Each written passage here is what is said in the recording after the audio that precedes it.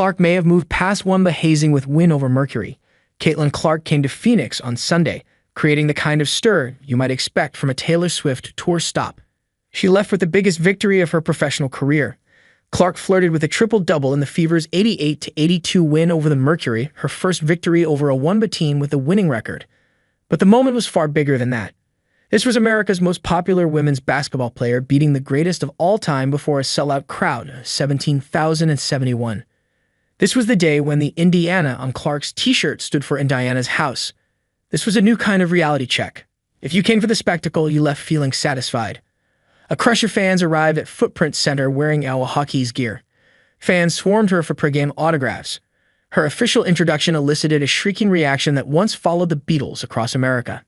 But the best snapshot came before the game when Clark finished a pregame interview, something she's doing on all visiting cities just to soothe the overwhelming media demand.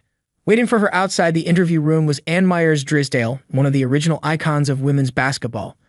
Myers-Drysdale rose to stardom before the WNBA existed, once signing a contract with the Indiana Pacers in 1979. She made history even if she didn't make the NBA. The two embraced and then walked arm in arm down the hallway, providing a powerful visual and a powerful reminder. Pioneering is hard work. It takes time, talent, and really thick skin. It takes patience and poise. Clark seems to check every box. Clark has single-handedly lifted a niche sport into the mainstream, even though her staggering popularity has been met with predictable jealousy and pettiness from her professional peers. For that reason and more, Sunday's game in Phoenix was circled on the calendar. It was the first matchup against Mercury star Diana Taurasi, a player who had predicted a reality check in Clark's rookie season. She was right about that. Taurasi was also chided for her brusque attitude, for refusing to gush over the WNBA's newest star. The criticism is absurd.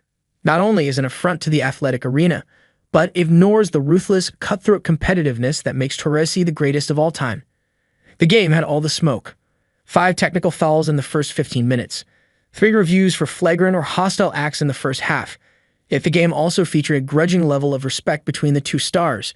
Beforehand, Clark talked of how she idolized Taurasi as a young girl. And when the game began, Taurasi and Brittney Griner both dapped up Clark with friendly hugs that seemed to break the ice, that seemed to make the sport a better place.